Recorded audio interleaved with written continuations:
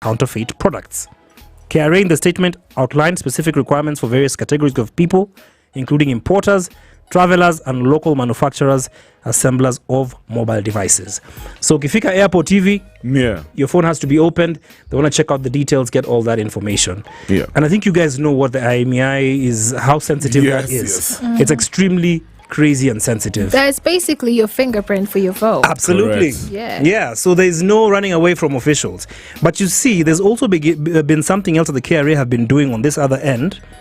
The KRA will begin monitoring all locally assembled and imported mobile phones sold in Kenya from January 1st, 2025 to ensure tax compliance as well. This is not... Okay, proceed. Yeah, and you know they're also going to be... of course, you guys know the KRA is going to be getting all the details from all mobile phone transactions. Yeah. They're already planning to roll out the M-Pesa partnership kind of thing where if I send you 1,000 shillings, they know and they would like to know why I sent you that money. Yeah, so government is very desperate. Yes. They are very desperate, man. They're going to get into any avenue that we're in Yes. to get our money, number one. Number two, there's nothing like privacy anymore, guys. I'm sorry to bust your bubble. Just with the privacy, it's a ship that sailed back in the day. It was just, I guess it was just it was an imagination. But, yo, fam. So, pretty much right now, government, what they're telling us is... they want to be in your business. They're going to be in your business. They own us. They own us. Yes, there's nothing like a transaction without you paying tax. And no secrecy. No secrecy. Yeah. Okay, fine. And that's crazy. So I don't know. I mean, I don't know why I feel like all this is aligning with what's been going on. We've had the CIA guys who have been here. We talked about it a bit yesterday. MI6. Yeah. Do you guys feel like probably this could be just more of a spying program rather than just getting security for counterfeit goods? We don't want counterfeit goods. Counterfeit goods have been in the country for the longest time. They're actually being imported every second. It's actually not about counterfeit goods. It's more about tracking your location, tracking your whereabouts, knowing when you spend money, how you spend money, what you use your phone for, who you're talking to, where can I find you. It makes it very easy for the police sector to be able to locate you, where you are, even if you're trying to hide from them. So what most people don't know is your phone, your GPS is not the only way that I can track you down. Of course, I'm not going to give you more information like that because then you can read about it on the internet. But stuff you can share though. Okay. For privacy reasons, I'm going to keep that side private. Okay. Yeah, those people who know. But if I wanted to find out where you are, there's a lot of things that I can do to find out. And having that code makes it so much easier. It reduces the time frame that I need to find out where you are from like 5 minutes to a minute, sometimes 30 seconds. Yeah. So I know I can track you down. But there's also a few things that you can do if you're feeling very worried about your safety, because there's a lot of abductions that have been going on, especially with the police. Extrajudicial killings. Exactly. Yeah. And there's a way that you can find out if your phone is being tapped. Yeah. So according to an article by Calcare, if you hear any strange, unusual sounds like background noises, like a beeping, a tapping, high static, someone's listening in. Another one is like your phone battery being drained really fast, internet higher. What? That's interesting. Yeah.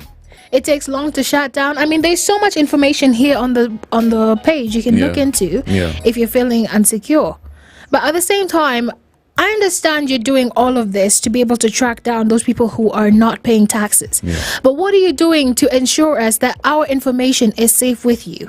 Because let's face it, the police hasn't had a good reputation with the Kenyan people. We don't feel safe with the police. If you get robbed, you're less likely to go to your police officer and tell them you got robbed, because you know you're not going to find your phone. I agree. You know it's gone. Yeah, man. Yeah, I'd rather go and tell my friends, oh, I got robbed, than go to the police and say, oh, I got robbed, which is a bad reputation towards them. So they need to boost up their way of, being seen by the Kenyan by Kenyans and being trusted again. Yeah. Again, KRA, I understand they're taking taxes, but right now they're looking like the big bullies, the big enemies. They've been bullies. They're looking like enemies towards the Kenyan people. Let me tell you even what's so crazy right now. there isn't trust. That trust that the people should have on their government, it's done and dusted. Whatever this government did to me, of course, it didn't even start with Ruto's government. Since, I guess, even Uhuru's government. Yeah. You know, even way the reputation that the government, even way back, I can take it way back. Yeah. And so what this does is that it makes Kenyans feel like, you know what, this is not even our home. People just feel like there's somebody else out there, probably not even the government, that's calling shots. Like you said, we're suddenly seeing a crazy rise in the number of abductions, extrajudicial killings, and yet the government, you know what I mean? Yeah. And then the government is going to come on our faces and tell us, oh, they're doing everything possible to protect us. Protect us and we're getting lost. You have access to all our information. Yeah. You wonder why guys are leaving this country. Yeah. You know what I mean? It's unbearable. We cannot continue like this. One thing we need to know is that our intelligence services are one of the best, not only in Africa but also in the world. So these guys, like, they're really top notch. You remember we talked about the story where they stopped a crime happening in London and they're in Kenya. Like, these guys, the footprints are major. The training is top notch. But how are they using this intelligence? With all this intelligence that you're saying they're major at, JP, we are still very insecure in our own country. Yeah. So what's the point? Because it's misuse of intelligence. Exactly. I mean, we have great instruments of how to get this knowledge and technology and everything, but they're just misusing it. You know, and if these murders are happening, they're not being solved. That's a sad thing, because we know we are the best.